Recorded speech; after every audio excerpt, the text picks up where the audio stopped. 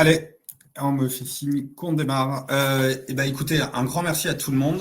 Vous êtes désormais 50 connectés, donc on est ravis. Et ça tombe bien, je vous cache pas que c'était l'objectif qu'on s'était fixé à titre perso. On se disait s'il y avait une cinquantaine de personnes, ça serait top. Cette SCPI Kianos de Normandie numéro 5, comme son nom l'indique, la cinquième du nom. Je vais dérouler les slides de présentation. Ça va être relativement rapide puisque vous connaissez tous nos SCPI de Normandie. Je reviendrai sur évidemment les principaux risques, les perspectives et les petites différences par rapport aux précédents millésimes, mais qui restent marginales. Voilà. Alors allons-y. Vous n'hésitez pas à poser des questions dans le chat, si vous en avez. Charles essaiera de vous répondre au fur et à mesure. Sinon, bien évidemment, je prendrai les questions en fin de présentation. Donc, est-ce que vous voyez bien mon écran? Oui, mon écran, oui. Le dispositif de Normandie, moi, ce que j'aime bien avec ce dispositif, c'est que c'est un dispositif qui est dédié à la rénovation sur les logements anciens dans les centres-villes. Donc, c'est vraiment en ligne avec ce que fait Kianeos. J'en profite d'ailleurs, je vous donne quelques chiffres. Bercy a dit il y a quelques semaines qu'il y avait environ 2000 contribuables français qui avaient déclaré une loi fiscale de Normandie sur la dernière déclaration d'impôt. Donc, vous voyez que ce n'est pas un dispositif qui est très répandu. Nous, si on fait la somme de toutes nos SCPI plus notre filière de promotion immobilière, on est environ à 1000 clients de Normandie. Ça ferait quasiment la moitié des gens qui déclarent du de Normandie. C'est très impressionnant, hein, mais effectivement, on se dit qu'il y a peu d'acteurs sur ce créneau du de Normandie. Vous le savez, on le dit régulièrement, il y a peu d'acteurs dans le monde de la rénovation en France. On fait partie des rares acteurs. D'ailleurs, à l'échelle de Kianeos au global, ces dernières années, on rénove entre 800 et 1000 logements chaque année, ce qui fait probablement de Kianeos un des principaux acteurs de la rénovation, si ce n'est le principal acteur, hors bailleurs sociaux évidemment. Donc voilà, donc ce dispositif correspond exactement à ce que fait Kianeos depuis 2018, puisqu'il est dédié aux villes de taille petite et moyenne. Il faut faire des travaux de rénovation importants. Donc, c'est ce que je recherchais, moi, quand j'ai eu envie de lancer cette première SCPI de Normandie. C'est que des fois, sur Kianeos Pierre, qui est notre SCPI de rendement, on est un peu frustré parce qu'on a un délai de jouissance de 6 mois. Donc, on ne peut pas vraiment attaquer des très longs travaux ou avec parcimonie, de façon anecdotique sur l'ensemble du parc. Alors que là, sur de Normandie, on peut donner une deuxième vie à des immeubles qui sont complètement laissés à l'abandon, pour ne pas dire en ruine. Donc, on a une période qui est plus longue pour effectuer les travaux, entre 12 et 18 mois, et qui nous permet effectivement de donner une deuxième vie à des logements. Donc, première chose qui me plaît aujourd'hui, c'est que ce dispositif de Normandie nous permet de lutter contre la pénurie de logements. C'est-à-dire, on a des nouveaux logements sur le marché, puisque quand on achète les immeubles, ils sont laissés à l'abandon, ils ne sont pas utilisables. Et après travaux, ils le sont. Donc, c'est des nouveaux logements mis sur le marché sans avoir le coût environnemental de la construction. Donc ça, voilà, c'est le côté que je trouve extrêmement intéressant. On est sur un dispositif, comme les précédents millésimes, sur un dispositif de 9 ans. Voilà, 9 ans de période de location et l'avantage fiscal qu'on va voir un peu plus loin, donc 2% de réduction d'impôt pendant 9 ans. Voilà. Alors, il y a un point qui est très intéressant depuis déjà le précédent millésime, hein, Kianeos de Normandie 4, c'est que désormais, il y a un dispositif qui est un peu passé inaperçu, mais qui s'appelle Petite Ville de demain. Et ce dispositif Petite Ville de demain, les villes qui y adhèrent deviennent éligibles pour le dispositif de Normandie. Donc ça, c'est vraiment une chouette nouvelle parce que initialement, on n'avait que 238 villes éligibles au dispositif de Normandie. Ça en faisait à peu près 3 ou 4 par département. Puis, il y en a une douzaine qui se sont rajoutées au total, il y en avait 250. Et 250, c'était quand même pas beaucoup. Et là, des petites villes de demain, il y en a à peu près 800. Je n'ai pas le chiffre exact. Souvent, il y a des dispositifs qui couplent 2 ou 3 communes. Mais globalement, vous pouvez vous dire que notre, j'ai envie de dire, le terrain de jeu, la cible d'investissement potentiel, c'est très largement étoffé, puisqu'on a à peu près 1 millier de villes en France éligibles au dispositif de Normandie. Et nous, vous savez, les petites villes, c'est ce qu'on aime bien, parce que effectivement, elles sont moins identifiées par les investisseurs, donc les prix au mètre carré sont souvent plus bas, alors même que les loyers ne sont pas différents des villes de taille moyenne, surtout si vous allez sur une petite ville qui est à proximité immédiate d'une ville de taille moyenne. Donc vraiment, ça, le fait d'avoir élargi le périmètre des investissements possibles va être un réel atout, a été un réel atout pour Kianeos de Normandie 4 et va être à nouveau un réel atout pour Kianeos de Normandie 5. Donc c'est vraiment une super nouvelle. Le dispositif de Normandie, il existe depuis 2019, il a été prolongé jusqu'au 31/12/2027. Alors, C'est ce qu'on a écrit sur le slide parce que c'est la réalité de la fiscalité aujourd'hui. Je ne vous cache pas que des quelques échanges que je peux avoir avec des députés, et vous l'avez tous vu lors des discussions actuelles sur le projet de loi des finances, il n'y a pas beaucoup d'enthousiasme pour créer des nouvelles niches fiscales ou des nouveaux dispositifs de défiscalisation. Donc, à titre personnel, je ne mettrai pas ma main à couper que ça durera jusqu'en 2027. C'est pour ça que cette SCPI, on va le voir un peu plus loin, elle s'arrête au 31/12/2026. Voilà.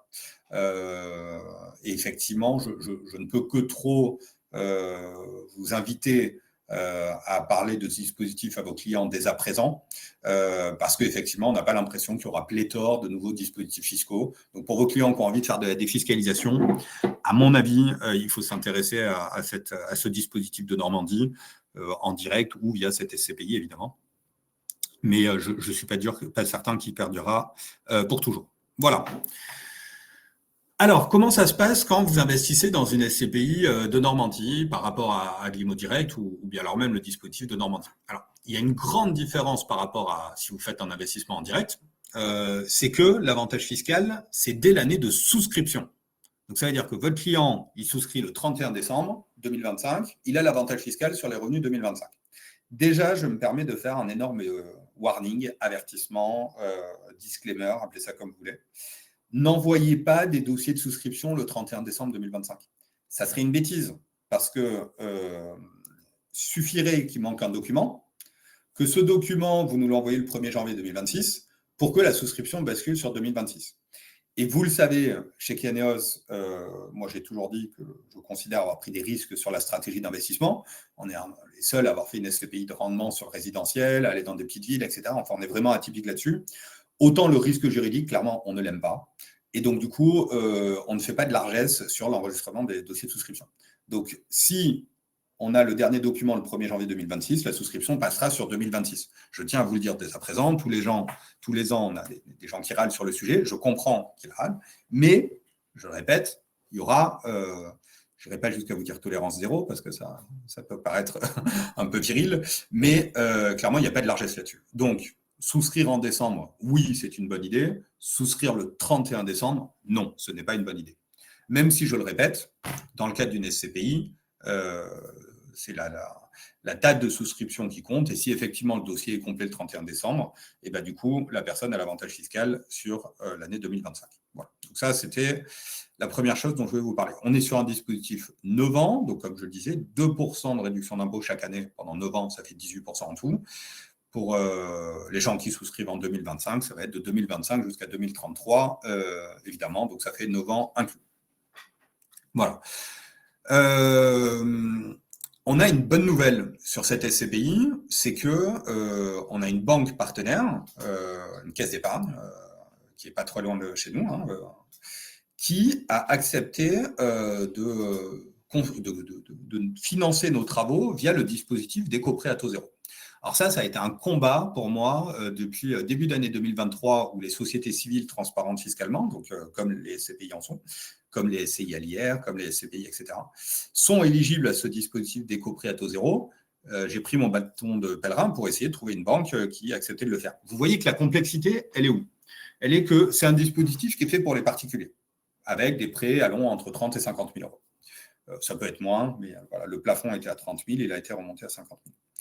Et donc, du coup, c'est plutôt les banques de détail des particuliers qui sont habitués à ça. Le problème, c'est qu'une SCPI, même nos plus petites SCPI, elles ont à peu près 10 millions d'actifs immobiliers, même les plus petites SCPI Kianeos de Normandie, j'entends.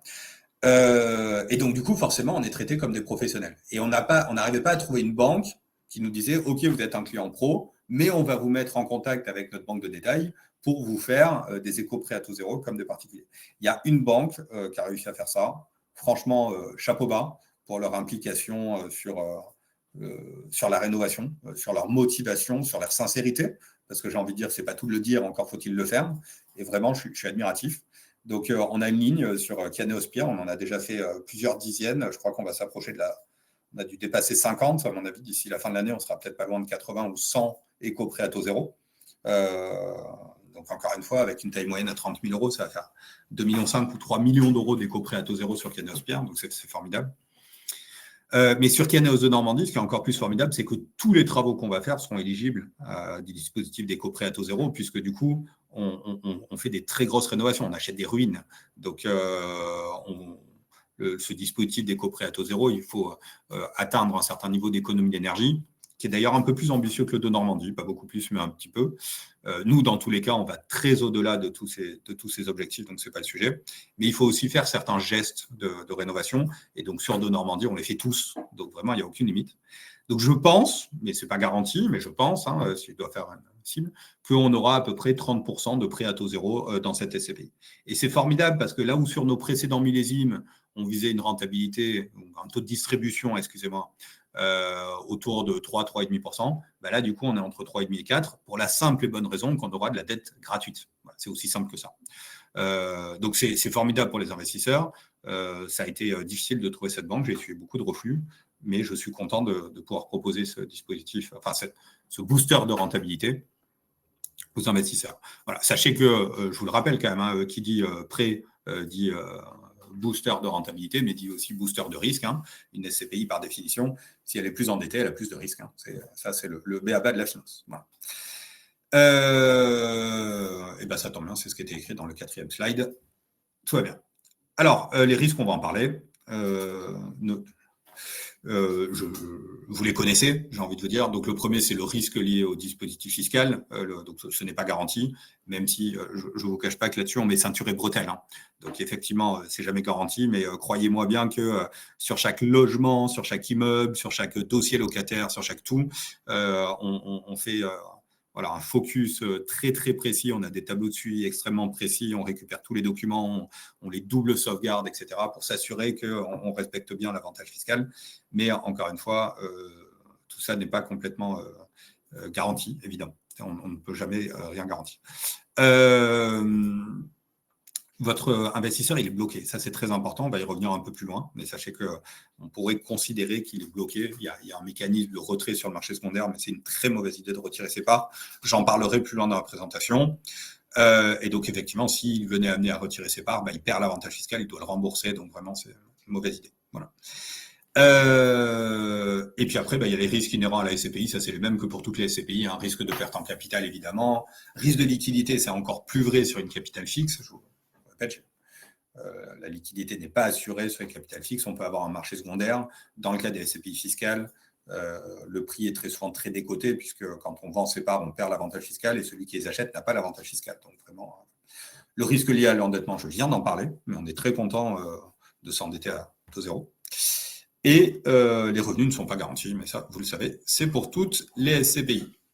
Donc, un petit focus sur la stratégie d'investissement, vous la connaissez, elle est très simple. On achète des immeubles à usage d'habitation dans les villes éligibles de Normandie. Encore une fois, on est sur des gros travaux de rénovation. Il y a des dispositifs, certains logements sont créés, etc. Donc, c'est vraiment, imaginez du lourd, on va travailler sur le gros œuvre, on va faire des consolidations de structures, etc. On est vraiment en train de redonner une vie à des bâtiments qui étaient laissés à l'abandon. Donc, on fait les travaux, puis on met en location pendant 9 ans. Donc, nos objectifs, c'est quoi? Notre objectif, j'ai envie de vous dire, il est double. Dans un premier temps, on se fixe pour objectif de collecter 10 millions d'euros, mais je ne vous cache pas qu'à titre personnel, je vise beaucoup plus que ça sur cette SCPI. Pourquoi? Parce qu'on a fait nos preuves sur les précédents millésimes. Je ne cache jamais à quiconque que la SCPI de Normandie numéro 2, on a été meilleur que sur la 1. Sur la 3, on a été meilleur que sur la 2, et sur la 4, on a été meilleur que sur la 3. Je ne suis pas la personne qui va vous dire que toutes nos SCPI sont exceptionnelles. Par contre, je vais être la personne qui va vous dire qu'on progresse avec le temps et que je ne sais pas si la 5 sera meilleure que la 4, parce que sur la 4, à partir de la 3 et de la 4, on a quand même commencé à faire un sacré boulot. Outre qu'on a cet avantage grâce au prêt à taux zéro. Mais en tout cas, il est certain que par exemple, sur la Kianéos de Normandie 4, on a entièrement respecté le délai entre la fin de la période de souscription et le premier dividende. Il s'est écoulé 12 mois et donc, du coup, j'espère qu'on arrivera à réitérer cette belle performance. Parce que, encore une fois, sur un dispositif de Normandie où c'est quand même des gros travaux, si vous n'avez que 12 mois entre la fin de la période de souscription et le premier dividende, c'est qu'on a été rapide pour trouver les immeubles, les rénover, etc. Donc, c'est satisfaisant. Donc, je répète, l'objectif initial, c'est de collecter 10 millions. Alors, vous savez que quand on collecte 10 millions, en nominal, bon, ça c'est juste un jeu comptable, ce qui est écrit sur la documentation commerciale, c'est 8,5 millions. parce que dans une part qui vaut 1 000 euros, il y a 150 euros il y a 850 euros de nominal et 150 euros de prime d'émission. Et donc, du coup, ce qu'on vise comme collecte, c'est 10 millions. On a déjà 1 million avec les associés fondateurs, il reste 9. Mais par contre, on l'a vu l'année dernière, quand on va voir l'AMF et qu'on leur demande de faire une augmentation de capital, si on a des bons arguments, qu'on leur montre que la collecte est présente, etc., j'ai envie de vous dire, ils sont pas là pour voilà, ils sont pas là pour nous plomber. Et donc, du coup, ils ont dit oui l'année dernière. D'ailleurs, ils ont été extrêmement sympas parce qu'ils ont travaillé au mois de décembre pour nous donner l'augmentation de capital dans des délais vraiment très restreints. Mais là, du coup, on va le voir plus loin. La période de commercialisation est plus longue. Et donc, du coup, on pourra tout à fait faire une augmentation de capital entre maintenant et fin 2026, si c'est nécessaire. Donc moi, à titre personnel, j'espère que cette SCPI va dépasser les 20 millions d'euros de collecte et qu'on aura l'occasion de faire une augmentation de capital. Voilà. L'objectif de TRI. L'objectif de TRI, il est de 3%. Alors, je vous rappelle quand même très rapidement, tout le monde ne le connaît pas, mais l'AMF demande à ce qu'on communique en priorité sur le TRI. Moi, je trouve ça très bien. Je trouve qu'une SCPI, c'est pas juste un taux de distribution, c'est des variations du prix de part, c'est plein de choses. Donc, le TRI cible, il prend en compte les dividendes qui seront perçus par l'investisseur. Alors déjà, c'est un TRI sur la durée de vie de la SCPI. Première chose, c'est très important. Donc la durée de vie, c'était 13 ans. On va le revoir plus loin sur le graphe avec la frise chronologique. Donc, ça prend en compte le fait que la première année, il n'y a pas de dividende, qu'ensuite, on a un dividende, vous le verrez, compris entre 3,5 et 4% du montant souscrit. Et puis après, il y a une période de dissolution qui s'étale sur 2 ans, pendant laquelle, du coup, forcément, le dividende, il est très fortement réduit, puisqu'on vend les immeubles au fur et à mesure. Donc, et puis, il prend aussi en compte la commission de souscription, évidemment. Il prend en compte les plus-values potentielles. Nous, on a été très conservateurs pour calculer ce TRI. On a supposé qu'on avait 12% de commission de souscription et qu'on ferait 12% de plus-value à la sortie. Donc, en gros, on remboursait les porteurs de parts au niveau du prix de souscription. Voilà. Et donc, quand vous mettez tout ça ensemble, vous arrivez à un TRI très précisément de 3,2. Nous, on a communiqué sur 3% parce qu'on avait envie d'être conservateur. Voilà. Donc, ça, c'est le calcul du TRI qui, encore une fois, est différent du taux de distribution. Quand je vous dis tout à l'heure, pendant la période de location, on vise de verser entre 3,5 et 4% du montant souscrit à vos clients. Voilà. Tout ça, évidemment, pas garanti. On l'a vu sur nos premières SCPI. Il y a des fois, on n'a pas de chance sur un immeuble. Là, en ce moment, sur Caneos de Normandie 1, on a un immeuble qui nous embête, donc on a un dividende qui est un peu plus bas. Je n'ai pas le chiffre exact, qui doit être autour de 2%, 2 et des brouettes au lieu de 3. Bon, voilà, ça peut arriver ponctuellement. Tout ça n'est évidemment pas garanti. Et puis, je vous ai rappelé là les objectifs extra-financiers. Ceux-là, vous les connaissez tous. Permettez-moi de vous dire quand même que sur la partie performance énergétique, je crois qu'on n'a pas d'égal en France sur cette expertise. Ça a toujours été le point fort de Caneos, réussir à faire de très importantes économies d'énergie, réduire fortement les émissions de gaz à effet de serre à des prix de revient très raisonnables. Encore une fois, sur nos précédentes SCPI, vous avez les tableaux de performance énergétique dans les bulletins trimestriels, mais en moyenne, on va dire qu'on réduit la consommation d'énergie de 50 à 70% et les émissions de gaz à effet de serre de 70 à 90%, telles que calculées par le diagnostic de performance énergétique. Donc, ça ne veut pas dire qu'on fera aussi bien sur le numéro 5, mais je pense qu'on n'en sera pas loin parce que c'est vraiment un sujet qui nous tient à cœur, vous le savez. Donc, si vous avez des clients qui sont intéressés par les sujets extra-financiers, participer à la transition énergétique, etc., je pense que ce véhicule est vraiment adapté pour eux. Voilà. Donc, je vous le disais, la souscription est ouverte jusqu'au 31/12/2026. Le prix de part, il est de 1 000 euros. Minimum de souscription, 10 000 euros, donc 10 parts. 12% de commission de souscription. Et très important, donc, on apprend avec l'âge, le délai de jouissance, on l'a mis à 12 mois. Voilà, donc ça, c'est très important. Pourquoi on l'a mis à 12 mois? On ne veut pas qu'il y ait un effet d'aubaine pour ceux qui souscrivent fin 2026 par rapport à ceux qui souscrivent fin 2025. Donc, encore une fois, je vais revenir sur ce point lors de la frise chronologique. Vous pouvez souscrire en ligne, évidemment. Je me permets d'ailleurs, à propos de la souscription en ligne, pour vous dire que pas plus tard que ce matin, j'ai présenté aux équipes de Caneos le nouvel espace client et le nouvel espace partenaire qui va voir le jour très prochainement. Et mes petits camarades chez Caneos l'ont trouvé très bien. Donc, je suis impatient que nos partenaires distributeurs le voient et j'espère qu'ils en seront tout autant satisfaits. Voilà. La fameuse frise dont je vous parle depuis le début. Donc, on va regarder cette crise en deux fois. D'abord, on va faire un bon focus sur 2025 et après, on va regarder 2026. On va dire, il y a l'équipe des gens qui souscrivent en 2025 et l'équipe 2026. Donc, pour ceux qui souscrivent en 2025, je vous répète, 2% de réduction d'impôt pendant 9 ans, de 2025 jusqu'à 2033, ça fait 18% de réduction en tout, dès l'année de souscription, donc dès 2025, mais n'envoyez pas vos bulletins le dernier jour du mois de décembre, parce que ça peut créer des tensions s'il n'est pas validé le jour. Ça, c'est la première chose. Avec la collecte de 2025, en 2026, on va acheter et rénover des immeubles. Donc ça, c'est la période acquisition-rénovation. Puis, ces immeubles vont être en location de 2027 jusqu'en 2036, soit pendant, écoutez-moi bien, 10 ans, de 2027 inclus à 2036 inclus. Si on arrive à faire aussi bien que Kianos de Normandie 4, dès le premier trimestre de 2027, on va verser un premier dividende. Ça ne sera pas un dividende, si vous me permettez l'expression, plein coupon. Mes vieux jours de trader sur le taux d'intérêt me reviennent. Ça ne sera pas un dividende complet par rapport à notre objectif. Pourquoi ? Parce qu'on sait très bien qu'il y a certains travaux qui vont déborder sur l'année 2027. Donc, les livraisons auront lieu entre fin 2026 et courant 2027. Donc, attendez-vous, dans vos scénarios, à avoir un dividende 2027 qui augmente progressivement. 1 euro, puis 2 euros, puis 3 euros, puis 4 euros, etc. par part. Ce qui est sûr, c'est que pendant cette période de location, nous, notre objectif, je vous le disais, sur les précédentes SCPI, on visait un taux de distribution, donc un dividende en euros rapporté au prix de part qui était entre 3 et 3,5%. Je pense qu'on discutait plutôt autour de 3 d'ailleurs.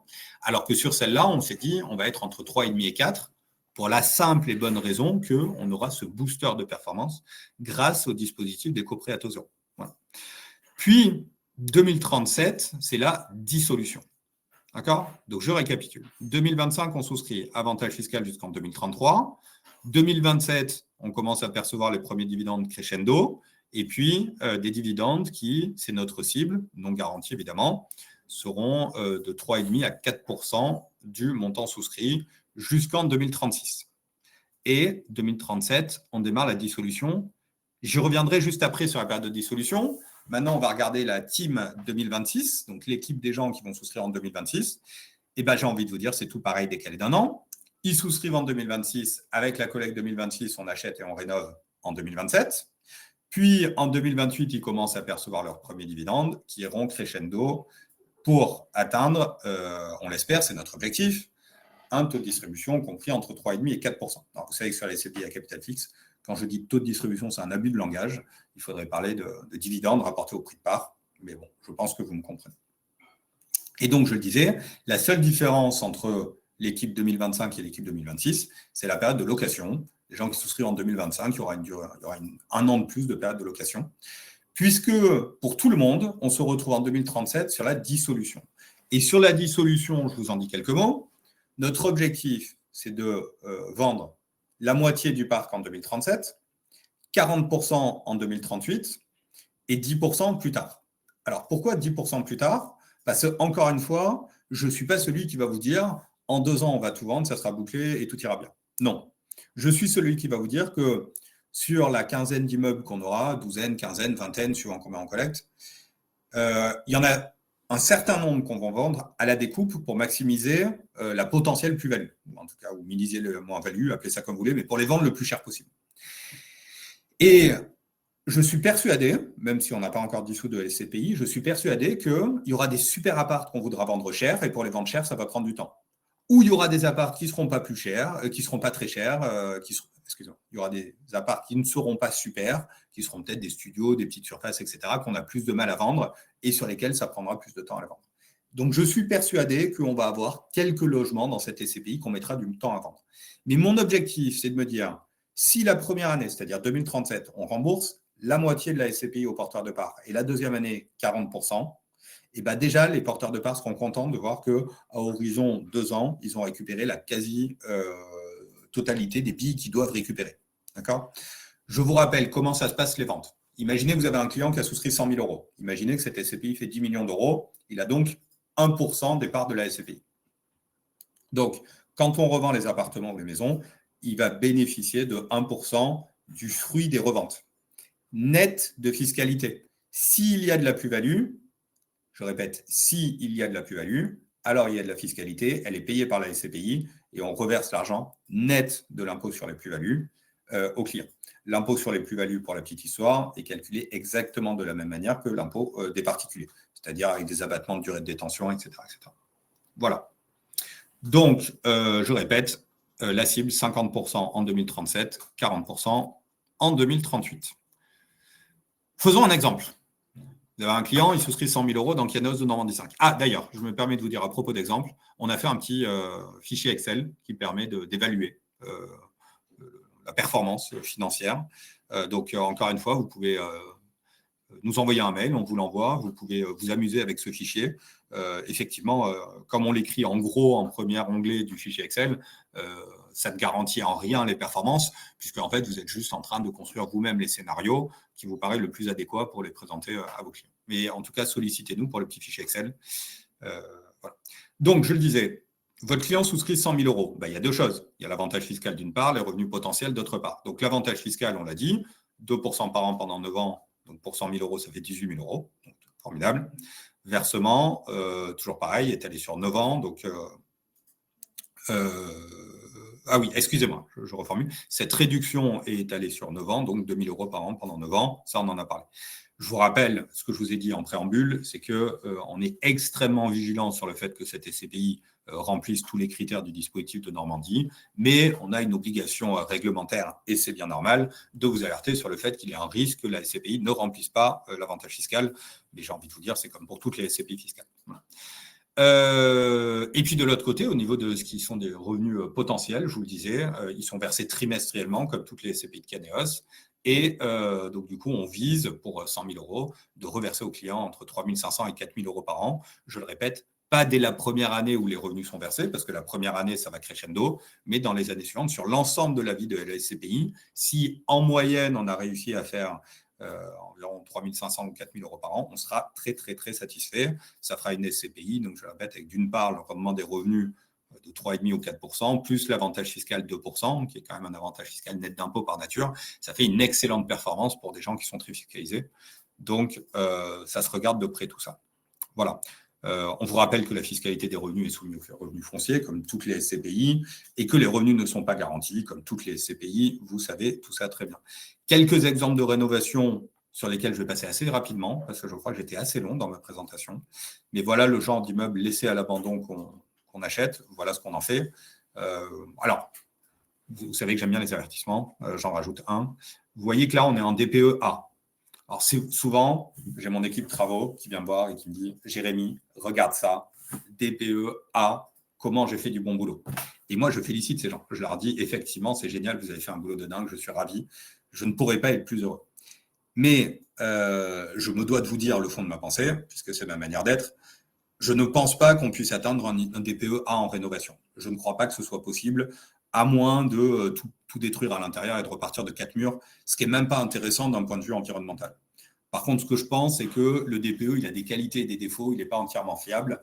Et quand on est en A, ça veut surtout dire qu'on a fait tout ce qu'on pouvait faire pour améliorer la performance énergétique d'un bâtiment. Voilà. C'est surtout ça qu'il faut retenir. Ça me permet aussi, cette discussion, de vous dire que sur le DPE, nous, on les fait toujours refaire avec le même diagnostiqueur avant et après travaux. De telle sorte que les économies d'énergie, les réductions de gaz à effet de serre que vous voyez ne subissent pas la potentielle variabilité d'un diagnostiqueur à un autre, qui ont tous des manières de travailler un peu différentes, etc.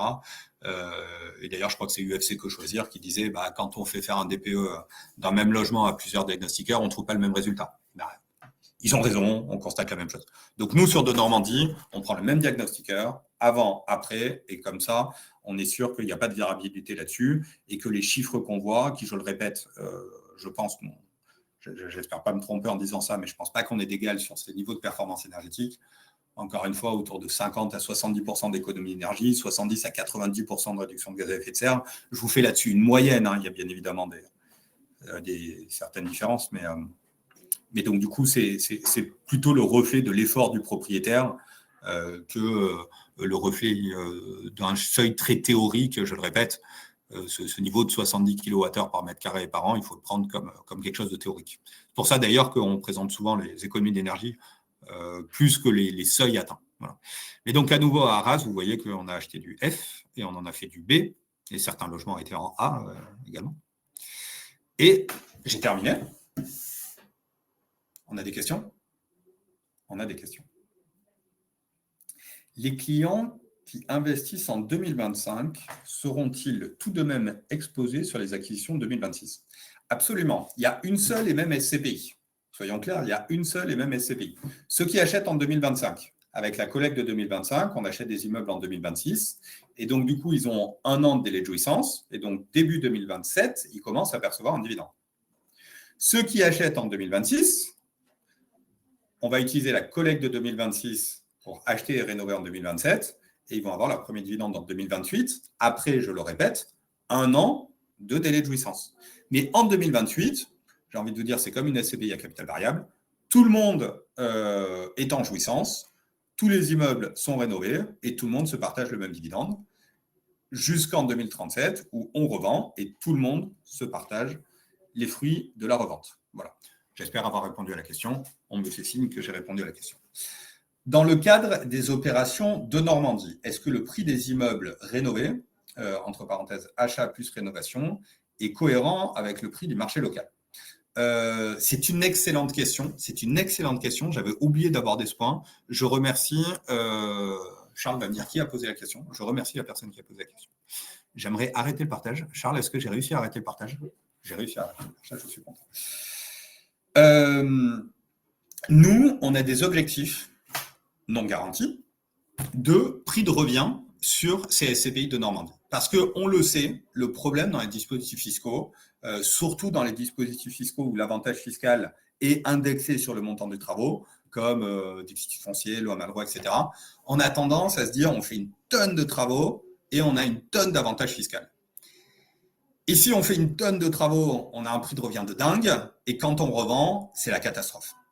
Et en fait, ce qui est chouette dans le dispositif de Normandie, c'est qu'on vous dit, vous avez une opération à 1 million d'euros, coût global, prix d'acquisition plus frais de notaire plus travaux. Le minimum que vous devez faire en travaux, c'est 25%, soit 250 000 euros. Maintenant que vous fassiez de 250 000 euros, et donc vous avez acheté l'immeuble 750, ou 750 000 euros de travaux, et vous avez acheté l'immeuble 250, eh bien, ça revient au même. Votre avantage fiscal, c'est 2% du million d'euros. Et ça, c'est formidable. Parce que du coup, ça veut dire qu'on est sur un dispositif fiscal où vous n'avez pas besoin de faire des travaux de dingue. Vous n'avez pas l'avantage fiscal qui est proportionnel au montant des travaux. Vous faites des super travaux, vous avez un immeuble nickel, très bien, mais à la fin, l'avantage fiscal, c'est 2% du montant investi sur la SCPI ou 2% du prix de revient si vous faites de l'immobilier en direct. Et donc, du coup, je vous répète, nous, on arrive à se calibrer par rapport à ça. Donc, sur les premiers millésimes, Kianéos de Normandie 1, 2 et 3, on disait aux investisseurs, ce n'est pas garanti, mais on souhaiterait avoir un prix de revient au mètre carré inférieur ou égal à 2 000 euros du mètre carré. Je répète. On souhaiterait avoir un prix de revient au mètre carré. C'est quoi le prix de revient au mètre carré ? Prix d'acquisition plus frais de notaire plus travaux. On voudrait être inférieur ou égal à 2 000 euros du mètre carré. Croyez-le ou pas, on a réussi sur Kianéos de Normandie 1, 2 et 3. On est content, ce n'était pas gagné. Post-Covid, on a dit le coût des travaux a augmenté. Bon. Et après, pareil, croyez-le ou pas, le prix de l'immobilier entre 2020 et aujourd'hui a lui aussi augmenté. Le prix de l'immobilier résidentiel. Le prix de l'immobilier tertiaire s'est écroulé du fait de la hausse des taux d'intérêt, mais le prix de l'immobilier résidentiel, lui, il a résisté, le soutenu par la pénurie de logements, la hausse des loyers, etc., etc. Donc, du coup, maintenant, on a dit non. 2 000 euros du mètre carré, il y a un risque qu'on n'arrête pas. On vous dit, ce n'est pas garanti. Je répète, ce n'est pas garanti. Mais on vous dit, nous, notre objectif, à titre personnel chez Kianéos, c'est qu'on aimerait avoir un prix de revient au mètre carré inférieur ou égal à 2 200 euros du mètre carré. On n'a pas tout fini sur de Normandie 4, mais je suis quasiment certain qu'on y arrive sur de Normandie 4 au moment où je vous parle. Donc ça, c'est la première chose. La deuxième chose, c'est attention, il peut y avoir des disparités. C'est-à-dire, on peut avoir un immeuble sur lequel on a un prix de revient à 1006 et l'autre sur lequel on a 2007.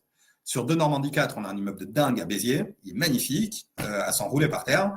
Je ne sais pas à combien on est en prix de revient, mais on n'est pas à 2002. sera, je sais pas, 2006 ou 2007, je n'en sais rien. Mais donc, du coup, c'est pour vous dire que c'est une moyenne. Et ça, pourquoi on fait ça? Parce que nous, ce qu'on veut, c'est qu'à la sortie, ça ne soit pas un bain de sang, cette histoire. Un jour, j'ai un CGP qui m'a dit Jérémy, je connais aucune SCPI fiscale qui est sortie en plus-value. Excusez-moi, une seconde, il fait chaud ici.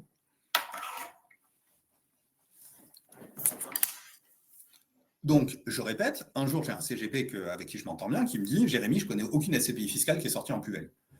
J'en sais rien si c'est vrai ou si c'est pas vrai. Et puis, ça m'est égal. Mais par contre, ce que je comprends, c'est qu'effectivement, on a un prix de revient au mètre carré sur les SCPI fiscales. Il y a un risque de faire trop de travaux et d'avoir un prix de revient très élevé. Et c'est pour ça que nous, dès le début, on a dit attention, il ne faut pas dépasser un certain seuil pour éviter les drames à la sortie. Et des fois, les gens ils me disent ok, mais Jérémy, t'investis dans des villes qui valent peut-être pas 2000 ou 2200 euros du mètre carré. Peut-être que ces villes, elles valent moins cher. Eh bien, vous savez quoi? Vous avez raison. Moi, j'aime bien dire, parce que c'est un peu provocateur, et j'aime bien un petit peu des fois, j'aime bien dire que l'immobilier en France, c'est facile, parce que ça vaut le même prix partout. Ça vaut entre 1500 et 2000 euros du mètre carré, sauf dans les grandes métropoles régionales. Et c'est vrai, nous, on est présent sur 38 départements, je crois. Oui, on fait oui de la tête. Et bien, vous savez quoi? Partout, l'immobilier, ça va entre 1500 et 2000 euros du mètre carré. Avec une loi normale autour de 1008. Alors, je ne vous dis pas, il y a des ruines qui valent 800 balles, il y a des palaces qui valent un peu plus cher, mais globalement, un immeuble bien rénové qui se loue, ça vaut 1008, allez, 1008-2000. On va être plutôt autre chose. Et donc là, je viens de vous dire, sur de Normandie, on va être à 2002. Mais là, sur de Normandie, on est quand même là-haut en termes de réno. Et donc moi, ce que je me dis naïvement, c'est, aujourd'hui, on est dans un contexte. On a un problème de pénurie de logement. Donc, je n'ai pas l'impression de prendre des hypothèses de dingue quand je me dis que dans les années qui viennent, les loyers vont augmenter de 2% par an. 2% par an, c'est à peu près l'inflation sur le long terme. Je me dis, c'est pas dingue. 2% par an pendant 12 ou 13 ans, ça vous fait, avec le jeu des intérêts composés, là, que vous connaissez bien, être à 30% de hausse. D'accord? Et bien, ce que je me dis, c'est que si les loyers augmentent de 30% et que la rentabilité de l'immeuble ne bouge pas, comme la rentabilité, c'est le prix de revient divisé par les loyers, ben, ça veut dire que le prix de revient, il a augmenté de 30%. Moi, c'est aussi basique que ça, en fait. Je ne suis même pas en train de vous dire qu'on va valoriser nos travaux. Je ne suis même pas en train de vous dire qu'on a bien acheté parce qu'on achète des ruines à des prix défiant toute concurrence parce que bah, c'est notre boulot. Je suis juste en train de vous dire que si les loyers prennent 2% par an, dans les 12-13 ans qui viennent, l'immobilier devrait prendre 30%. Et donc, le 1008, il va devenir un truc genre 2005. Et donc, on n'est pas à l'abri d'une bonne nouvelle à la sortie. Ce n'est pas garanti. Mais moi, en tout cas, mon avis, c'est que si on arrive à faire des travaux à des prix suffisamment raisonnables, pour avoir un prix de revient qui se balade autour de 2200 euros du mètre carré, encore une fois, en moyenne, je veux dire, toutes les villes ne se valent pas. Et ben, je me dis qu'on n'est pas à l'abri que ça se passe bien à la sortie. Ou en tout cas, on se donne toutes les chances pour que ça ne se passe pas mal à la sortie. Voilà. Donc, je remercie. Qui c'est que je remercie pour la question? On ne sait pas. C'est Marc. On remercie Marc pour la question. C'était une excellente question. J'aurais été, si j'avais oublié de vous parler de ça, ça aurait été embêtant. Donc, entre 2034 et 2037, il n'y a plus d'économie fiscale sur les revenus fonciers perçus. Absolument. Absolument. Si vous voulez, je vous repartage la slide. Si j'y arrive, je vous repartage la slide entre 2034 et 2037. Et j'irais même dire entre 2033 et 2037 pour la team 2025, si je ne dis pas de bêtises. Partager l'écran, fenêtre, tac. Charles, on partage là ou on ne partage pas? Oui, c'est bon, ça, on partage. On partage, super. Voilà. Donc, pour la team 2025, ils n'ont plus d'avantage fiscal à partir de l'année 2034. Et pour la team 2026, ils n'ont plus d'avantage fiscal à partir de l'année 2035. Donc, vous avez tout à fait raison. Il y a un petit décalage de 1 an et demi, 2 ans, de 2 ans d'ailleurs, de 2 années pleines, où au début, les 2 premières années, on n'a que la réduction d'impôt, et à la fin, les 2-3 dernières années, on n'a que les revenus fonciers. Donc absolument, il faut prendre ça en compte. Et je vous rassure, d'ailleurs, dans le petit simulateur dont je vous parlais tout à l'heure, c'est bien noté ça, et vous pouvez jouer avec ces variables. Si par exemple, vous vous dites, ouais, Jérémy, il nous dit qu'il va revendre 90% des logements en 2 ans, mais en fait, il nous prend pour des Américains, il va y mettre 4 ans, et ben, du coup, vous pouvez mettre ça dans le petit simulateur qu'on vous envoie. Et d'ailleurs, je ne vous prends pas pour des Américains parce qu'on refuse les US personnes, je tiens à le dire. Voilà. Est-ce qu'il y a d'autres questions, Charles? Il y a des questions. En ce qui concerne la sortie, est-ce qu'elle est toujours envisagée en diffus ou en bloc? Je vous donne mon avis de Jérémy Rouzeau, 31 octobre 2025. La dissolution, elle a lieu dans 12 ou 13 ans. C'est difficile de se projeter. Ça va dépendre des conditions de marché, j'ai envie de vous dire. Mais toute chose égale par ailleurs. C'est-à-dire que si dans 12 ou 13 ans, on est pareil qu'aujourd'hui, j'aurais envie de vous dire plusieurs choses. La première chose, c'est de vous dire warning, conflit d'intérêts. Parce que du coup, j'aime bien parler des conflits d'intérêts. Vous savez que chez Kianeos, on a plein de conflits d'intérêts. Je ne vous en ai pas parlé, d'ailleurs, je vous en parlais. La gestion locative est assurée par Kianeos Gestion, qui est une société liée au groupe. Moi, je pense que c'est dans l'intérêt des porteurs de parts. D'ailleurs, on l'a vu, on a fait un immense bond en avant sur le taux d'occupation financier de Kianeos Pierre. On a fait un immense bond en avant sur les taux de recouvrement parce qu'on a pu prendre, grâce à Kianeos Gestion, qui est désormais déjà un très gros acteur de la gestion locative, on a pu prendre une garantie de loyer impayé sur Kianeos Pierre à un prix qui est inférieur à 2%. On est à 1,85% sur la GLI.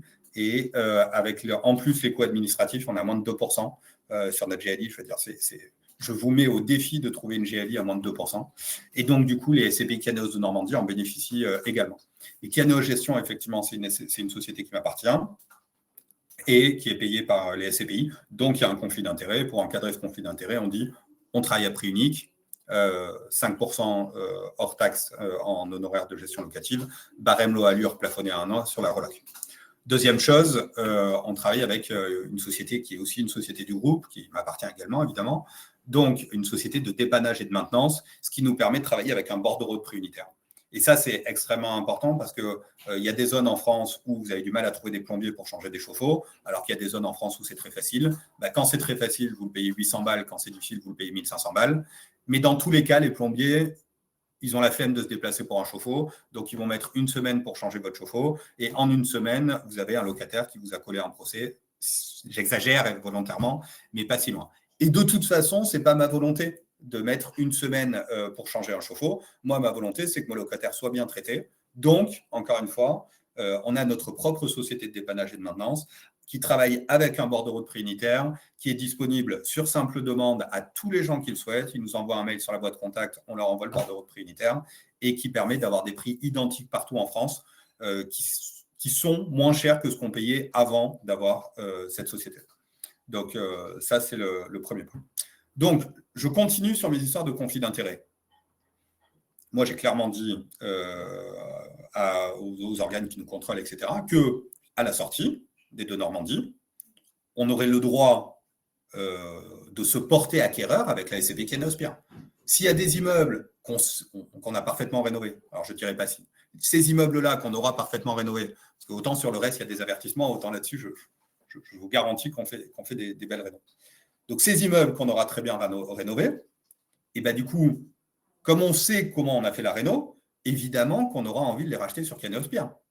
Par contre, on ne va pas faire n'importe quoi. C'est-à-dire, on ne va pas racheter un immeuble tout seul dans notre coin. Qu'est-ce qu'on va faire?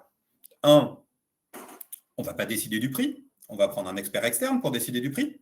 On va lui dire, valorise cet immeuble. Et puis derrière, on regarde si c'est intéressant pour la SCPI Kianeos Pierre de le racheter.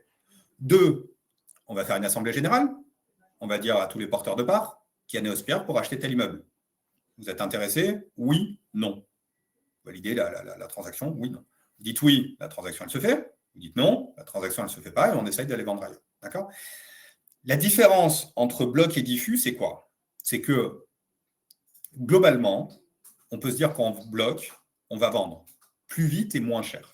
C'est un peu ça l'idée, c'est la réalité du marché d'aujourd'hui. Ça ne veut pas dire que ça sera le cas dans 12 ans, encore une fois, mais c'est la réalité du marché d'aujourd'hui. On va vendre plus vite, mais moins cher. Et là, je vous donne un exemple. Imaginez, on vend le premier jour de la dissolution un immeuble à 1 million d'euros. Bon, c'est top.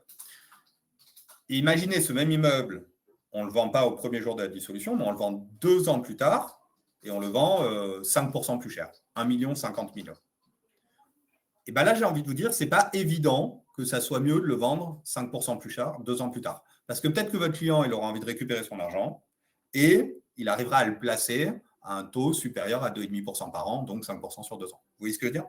Donc, il y aura un petit peu tout ça à prendre en compte.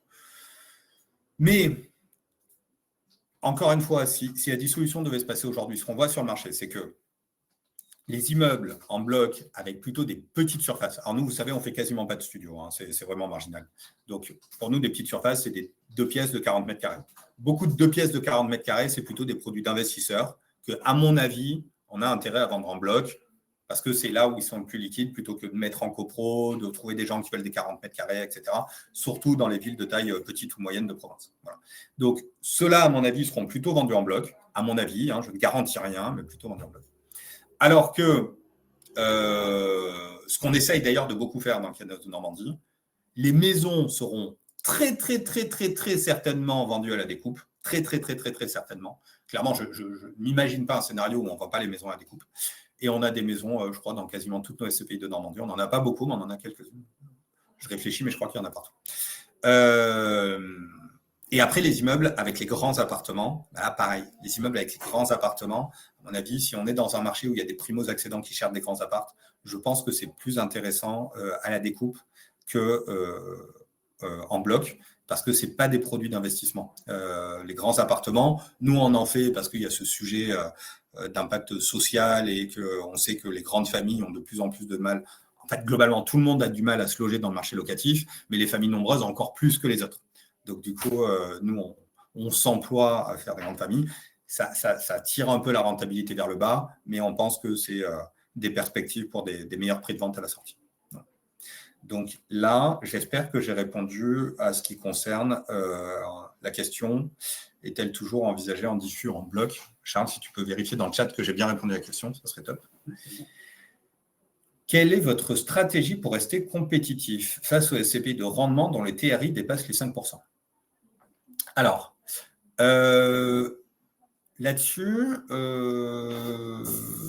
plusieurs choses. Il faut faire très attention à quelque chose. Je vous ai dit tout à l'heure que le TRI, c'était quoi? Oublions le fait qu'on est sur une SCPI à capital fixe, parce que bon, l'idée, c'est un peu la même. Mais prenons l'exemple d'une SCPI à capital variable. Par exemple, sur Caneosphere, on calcule notre TRI. C'est en 2025. En fait, on va regarder les gens qui ont souscrit en 2020. On va regarder combien de dividendes ils ont eu entre 2020 et 2025. On va regarder la hausse ou la baisse du prix de part. Bon, ben, vu qu'on parle de Caneosphere, on parle de hausse du prix de part, hein, désolé. Et puis après, on va dire, OK, mais on déduit la commission de souscription. C'est-à-dire, on fait comme si on revendait au bout de 5 ans. Bon. Ce qui est absurde, puisque du coup, au bout de la durée recommandée de placement d'une SCPI, ce n'est pas 5 ans, c'est 10 ans chez nous. Mais quoi qu'il en soit, en tout cas, c'est le calcul mathématique. Donc, vous voyez qu'en fait, sur 5 ans, vous avez 11% de commission de souscription, 12 sur de Normandie, 11 sur Caneosphere, qu'il faut, entre guillemets, amortir. Donc, du coup, ça nous donne un TRI. Je crois que la dernière fois qu'on l'a calculé avec Charles, je crois que l'année dernière, on était autour de 5 ou pas très loin de 5. Je ne connais pas le chiffre aujourd'hui. Et en fait, ce qu'on s'est rendu compte, c'est qu'on a demandé à un conseiller de gestion de patrimoine qu'on connaît bien et puis qui a une grosse base de données. On dit, tu peux nous faire un classement des meilleurs SCPI en termes de TRI 5 ans. 5 ans, hein, donc assez court. On était 3e ou 4e. On était 3e ou 4e meilleur TRI 5 ans. Je veux dire, moi-même, je n'en croyais pas mes yeux. Je me disais, waouh, ok. En fait, souvent, on me challenge en me disant, votre taux de distribution, il n'est pas dingue. Entre 4,5 et 5 sur Caneosphere, sur les fiscales, on est un peu plus bas et tout. En fait, on se dit, oui, mais on augmente notre prix de part régulièrement. Ça, c'est la première chose. La deuxième chose, c'est que, pour les raisons que je vous ai dit avant, on ne peut pas mélanger un TRI 5 ans et un TRI 10 ans. Parce que dans un TRI 5 ans, vous prenez moins 11% rapporté à 5 ans. Donc, même si le calcul mathématique, il n'est pas comme ça, c'est quasiment moins 2,2 par an, quoi. Vous voyez ce que je veux dire? Donc, ça fait quasiment baisser votre TRI de 2,2%. Le calcul mathématique n'est pas aussi simple, mais dans l'idée, je ne suis pas loin de la vérité. Alors que si vous le faites sur 10 ans, vous avez 10 ans pour amortir vos 11% de commission de souscription. Donc, c'est comme si vous baissiez de 1,1%. Caneosphere n'a pas encore 10 ans. Ça arrivera dans 2 ans et demi. Les années passent vite. J'ai des cheveux blancs et des rides sur le front. Tout va bien. Mais j'ai envie de vous dire, je suis très impatient de regarder quel sera le classement de la SCPI Caneosphere en 2028, quand on aura 10 ans de TRI. Parce que, encore une fois, dans ce TRI, il y a le dividende et il y a aussi la hausse du prix de part. Et c'est vrai qu'on est sur des SCPI donc, qui sont atypiques. Et puis, on est sur un marché qui, on a de la chance, est porteur aujourd'hui. Ça ne veut pas dire que ça sera le toujours, je ne peux pas vous le garantir, mais aujourd'hui, force est de constater que quand vous regardez la télé, on vous parle de pénurie de logement matin, midi et soir. Moi, je vous parlerai même d'hyper-réglementation du marché immobilier. Et c'est très bien. Moi, je suis pour la réglementation. Je suis contre les marchands de sommeil. C'est formidable. Réglementer le marché immobilier. Mais réglementer le marché immobilier et dire aux propriétaires, faites des travaux, sans aucune aide aux propriétaires pour faire des travaux, excusez-moi l'expression, mais c'est une connerie. Et je le dis, hein, je vais le dire. Je vais le dire à Bercy, je vais le dire au ministère du Logement, je vais le dire à tous ceux qui veulent bien m'entendre. Mais vous savez aujourd'hui que, malheureusement, les marges fiscales dans notre pays semblent compliquées. Donc, j'en arrive à la réponse à votre question. La première chose, c'est que notre TRI, je suis désolé de vous le dire, mais il est excellent. J'aimerais vous dire qu'il est mauvais, mais en fait, quand je regarde les classements, il est excellent. Et dans 3 ans, on verra. Mais je ne serais pas du tout surpris qu'en 2028, on soit dans le top 5 ou top 10 des SCPI qui ont le meilleur TRI. Voilà, je ne serais pas du tout surpris. D'une part. D'autre part, je vous disais, j'allais dire, il ne faut pas mélanger les torchons et les serviettes. Je ne me permettrai pas. Mais il ne faut pas mélanger les choux et les carottes. Comme ça, chacun choisit son camp. Et effectivement, on ne peut pas comparer l'immobilier résidentiel avec des SCPI diversifiés qui vont faire des investissements à l'autre bout de l'Europe. Moi, je trouve ça, je suis admiratif des gens qui sont capables d'investir à l'autre bout de l'Europe. Moi, j'en suis pas capable. De même que mes confrères qui font de la SCPI viennent régulièrement, de façon très aimable, me dire qu'ils sont admiratifs des travaux de rénovation qu'on fait chez Caneos Pierre et de gérer un parc de 5000 logements. Donc, qu'est-ce que j'essaye de vous dire? C'est qu'on fait des métiers différents. On fait des métiers différents, avec des risques différents, avec des performances différentes, et donc avec un couple risque-rendement différent. Moi, je dis toujours, chez Caneos, mon objectif, c'est même pas d'avoir le meilleur taux de distribution, ce n'est même pas ça. Mon objectif, c'est d'avoir un couple risque-rendement représentatif du marché résidentiel, de telle sorte que si vous avez des clients qui veulent faire du résidentiel, eh ben, ils vont se dire, Jérémy, il est meilleur que nous. Enfin, Jérémy, on s'entend, hein, Caneos, avec une équipe de 17 personnes au département travaux, donc 15 maîtres d'œuvre, avec 32 personnes à la gestion locative, avec 15 personnes sur le dépannage et la maintenance, avec 5 personnes sur les investissements, etc., etc., etc. Mieux vaut lui confier notre argent que d'essayer de le faire nous-mêmes. C'est ça mon objectif. C'est ça. Donc je répète, notre TRI, je crois qu'il est bon.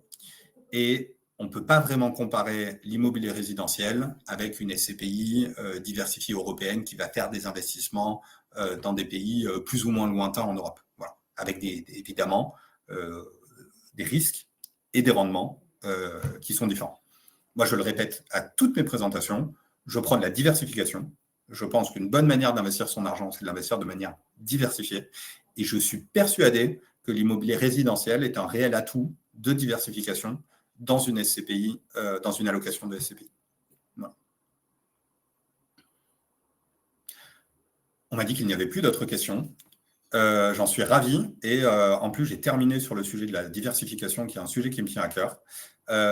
N'hésitez surtout pas, si vous avez d'autres questions, on est toujours disponible pour y répondre.